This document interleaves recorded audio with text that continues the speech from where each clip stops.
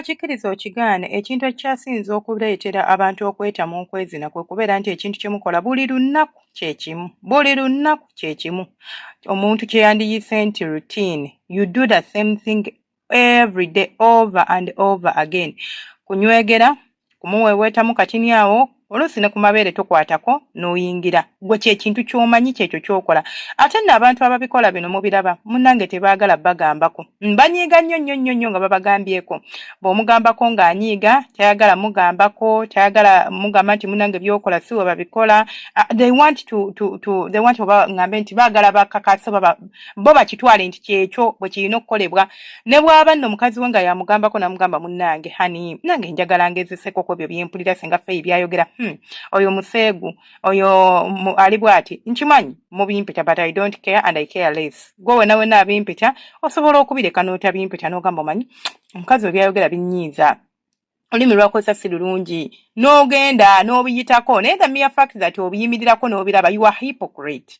Yemmwe bantu abalaba ebintu bya bannammwe n'obikola mu nzikiza kyokka ne weefuula wano mu bantu nti nze bye sibikola kyokka deep down ng'obyagala. Emboozi gye boogerako toyagala giwuliriza kyokka ate oyagala ogiwuliriza. You ears drip.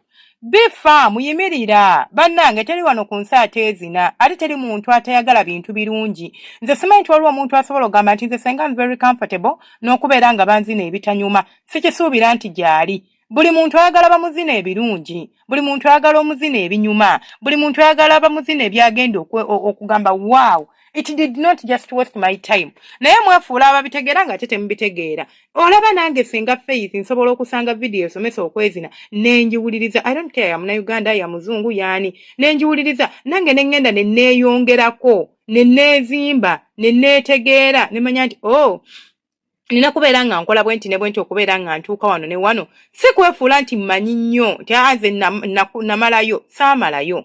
Mayindi ebintu bye mbasomesa bino mbiteekamu research, mbiteekamu obudde. Temulowooza nti I just sit here n'entandika okwogera ABCD nga njogera bwogezi naawe oba obiyita byangu naye kwata omuzindaalo okole nga bwe nkola. Naye munnange mbiteekamu obudde bwange njagala mba deliveringire ekintu nga kyekyo. Anyways eyo mbuddeyo. Mulekerawo okubeera nga okwezina mu kutreatinga ng'ekintu kye tusobola okukola like kyekimu ng'olinga agamba oyoza bintu waka olinga agamba oyoza ngoye nti engoye tusooka ne tuziseparatinga nti eza black zokka enjeru zokka endala oba oyagala ziteekamu jiki ziteekemu endala oba oyagala zikola booti zikole booti kati kola booti ne booti. Mulekerawo okutreatinga okwezina bwe mutyo. Okwezina it's art. It is more than that. Kunyuma nnyo ng'ebintu bye tukola birungi nga mbinyumirwa nga naawe obinyumirwa. Binyuma. Try it and see. Kyusaamuko. Leero omukazi tomuzinira mu kisenge mugendeeko mu ddiiro. Kyusaamu engeri gy'omuweeweeta olabe bw'agenda okuglowinga, olabe bw'agenda okunyumirwa, olabe bw'agenda okuwaana, okusiima. Abakazi bammwe benda oba abasajja bammwe benda not necessarily because baagala okwenda. Ffe ng'abantu tuli curious. Like tulinamu ekyo ekintu ky'okwagala okumanya kubanga tuli bantu like kino kiri kitya, kino kikolebwa kitya. Kugamba ng'omuntu oluusi ekimutwala mu bwenzi not because yandiyagadde okugenda okwenda but because ali curious. Ayagala kumanya bwenkola bwe nti kiba kitya, oli bwakola bwati kiba kitya. Like you know ayagala funa eyo feeling. Naye gwe bwakugamba nti honey oba baby badde nsaba munnange ebintu binene tubikoleko bwe tuti maama wa tokkiriza gwe by'omanyi byebyo bye birina okukolebwa bwe birina okuba toyagala kugambako toyagala kukola otya munnange si birungi baswiti si birungi mukitegeera mubeere nga mukitegeerera mubeere nga mukimanyi nti omwagalwawo naye yandiyagadde okuexplolingako ku bintu ebipya yandiyagadde okulabako ku bintu eby'enjawulo yandiyagadde okumuzinako ebyabalungi you know it doesn't hurt tekirimu sitaani. Mulekerawo okwefuula nti nno nti mwe muli hori n'abasumba n'abapasita ne bamaseeka omukwano tebagugwira bugwizi baguwa obudde ebitiibwa bikoma eri mu ddiiro. In fact bikoma na wabweru w'ennyumba ye. Bwayingira afuuka Rashidi, bwayingira afuuka Umaru, bwayingira afuuka John, tabeera Pastor John, tabeera Father Gundi, afuuka ekyo erinnya lye lyafuuka. Olwo n'alyoka azina mukazi we n'amutuusa ku ntikko. Kati ate gwe wafula nze tuli busy, sigenda kukola ssente bajja mukuzinira naawe osiime era bajja mukutuusiza ku ntikko. Era mmwe abakazi nze n'abasajja abenda nga mukazi we yagaana okuwaako ndi mabega wo nkuwagira yenda nga bw'oyagala.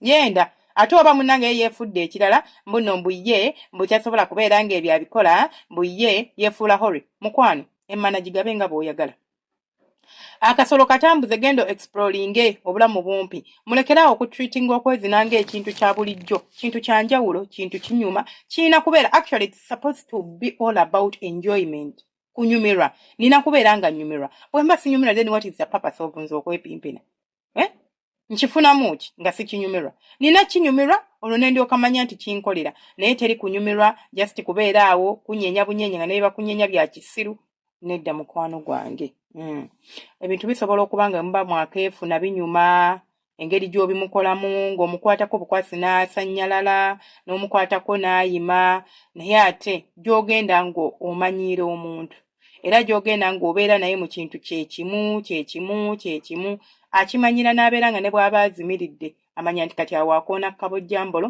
kati wanaakola bw'ati nga yakumanyiira teri kintu kinyuma teri kintu kiteeka mukazi ku bunkenke teri kintu kinyumira musajja nga kubeera nga buli omugenda okwezina waliwo akapya k'oleese ka sitayiro oba kumuweeweetamu okyusizzaamu mu ngeri gy'obweweeta okyusizzaako mu kafo okyusizza mu nnyambala naye olina engoye zeezo okyusizza anything ekisobola okukyuka obwongo bwange bukiregistering ntiga wow ani leero ng'olabise bulungi kalipstick kalipshin k'okyusizza teekayoko kumuwoomya mufune ku ddagala lya patayiti oliteekeyo omusajja omutabukire mu kitanda agambe gundi obadde ki omugambe simanyi naye mpulira nfa obuwoomi bunzita bebi ajja kuwoomerwa ate era nkukakasa ebigambo byange okwezina kwammwe kugenda kyuka things are going to change between you feelings zino zemulaba zikyuka naye ate binyuma nnyo nga twezina ebyabalungi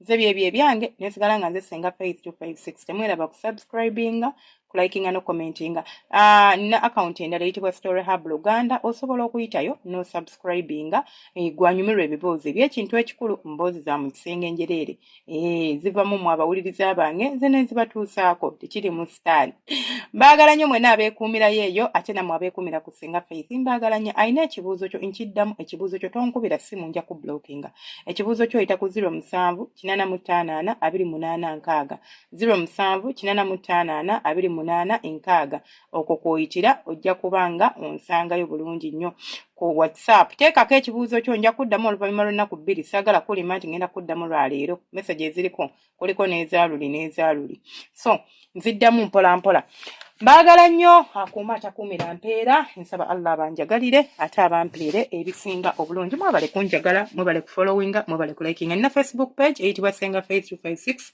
osobola nayo okuyitayo n'obeera ng'osubscribinga olikinga okomentinga mubeere bulungi temujjanga okwo mweraba